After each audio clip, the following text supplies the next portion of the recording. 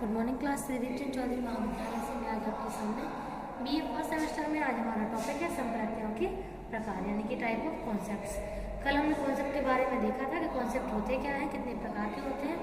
आज हम देखेंगे कि कॉन्सेप्ट कितने प्रकार के होते हैं। ठीक है, तो कॉन्सेप्ट के यहाँ कुछ 5 प्रकार दिए गए हैं, जिसमें जो पहला है उसे हम संयोजक संप्रत्यय या फिर जिसे इंग्लिश में हम लोग कंजंक्टिव कॉन्सेप्ट कहते हैं। संयोजक का नाम से आपको समझ में आ रहा होगा, संयोजक का मतलब है जब दो चीजें मिलती हैं, जब दो चीजें किसी एक पॉइंट पे मिलती हैं आपस में, ठीक है, उनका मिलना तय होता है।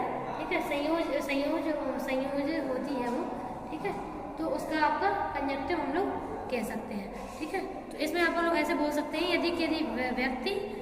यदि किसी वस्तु या उद्दीपक को 2 या 2 से अधिक विशेषताओं के आधार पर किसी वर्ग में वर्गीकृत किया जा रहा है तो उसे संयोजक संप्रत्यय कहते हैं।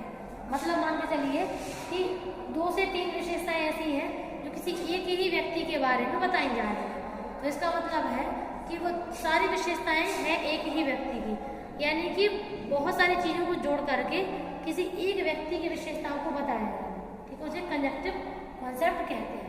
ठीक है, अब इसके बाद हमारा है नेक्स्ट सेकंड वियोजक संप्रत्यय। इसमें क्या होता है, वियोजक का मतलब यहाँ पर देख लो टूटना या बिखरना या फिर उनका तोड़ना। तो डिसकंजंक्टिव मतलब जो संयोजन उसमें था, जो चीजें जो एक साथ मिल रही थी उसको तोड़ करके या फिर अलग करके उसको दिखा देना। तो डिस यानी कि तोड़ना या अलग करना, और कंजंक्शन मतलब संयोजन को। तो जब हम संयोजन को अलग करते हैं तो वियोजक संप्रत्यय कहलाता है वो। ठीक है, तो जैसे कि इसमें अगर नॉर्मली देखें तो यदि किसी व्यक्ति को इस या उस दोनों वस्तुओं के आधार पर के वर्ग में वर्गीकृत किया जाए, मतलब है कि या तो व्यक्ति ये कर सकता है, या तो व्यक्ति में ये विशेषता हो सकती है, या व्यक्ति में ये विशेषता हो सकती है। वो आपने रूल पढ़ा होगा आइदर और का, या तो ये या तो वो। तो इसका मतलब होता है कि यहाँ पर बहुत सारी चीजों को जोड़ नहीं रहे, यहाँ अपन डिफरेंस कर रहे हैं, अंतर कर रहे हैं दोनों चीजों में।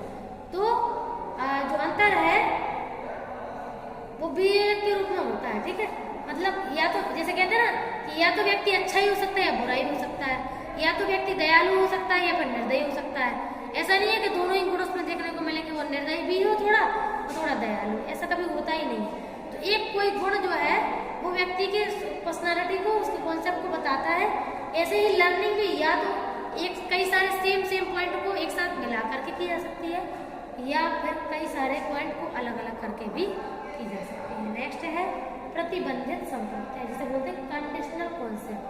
प्रतिबंधित का मतलब क्या होता है, यानी कि शर्त रखना, यानी कि कोई काम कराने के बदले हम उसको शर्त रख रहे हैं। इसका मतलब क्या हुआ, इसका मतलब है कि हम प्रतिबंधित कर रहे हैं, यानी कि हम उसको बांध रहे हैं, बंधित कर रहे हैं, बांध रहे हैं किसी एक चीज में, कंडीशन में, किसी एक परिस्थिति में उसको बांधने की कोशिश कर रहे हैं, वो होता है प्रतिबंधित संप्रत्यय। ठीक है, तो ऐसे बोल सकते हैं यदि किसी वस्तु को संप्रत्यय होने के लिए कोई शर्त लगाई जाए, है ना, और संबंधित संप्रत्यय कहते हैं। मतलब कि कोई एक कॉन्सेप्ट है तो क्यों है, तो उसके लिए एक चीज फिक्स कर दी गई कि इस वजह से है, तो वो चीज होना ही उसका कॉन्सेप्ट है। अगर वो नहीं होगा तो वास्तव में उसका कॉन्सेप्ट हम डिफाइन नहीं कर पाएंगे। नेक्स्ट है द्विप्रतिबंधित संप्रत्यय। कभी कभी 2 प्रकार के कॉन्सेप्ट एक ही चीज में पाए जाते हैं, हम तब उसका संप्रत्यय कह सकते हैं।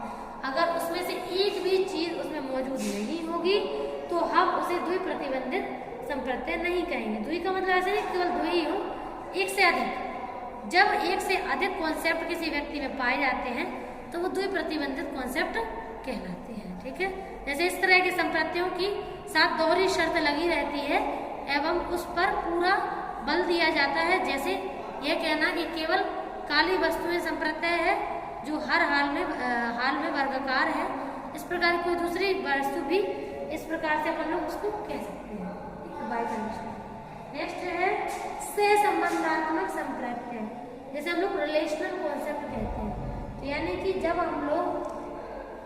जब 2 चीजों के बीच में आपस में संबंध पाया जाएगा, वास्तव में एक का प्रभाव दूसरे के ऊपर देखा जाएगा और एक के होने और ना होने का असर दूसरे पे होगा, तो वो ऐसे कॉन्सेप्ट होते हैं जो सहसंबंध होते हैं। मतलब वास्तव में एक कॉन्सेप्ट दूसरे कॉन्सेप्ट से इस तरह जुड़ा होता है कि अगर एक ना हो तो दूसरे पर उसका फर्क या उसका असर देखने को मिल सकता है। ठीक है, तो सहसंबंधात्मक यही कहलाते हैं जिसमें थोड़ा सा जो भी चीजें हैं उसका प्रभाव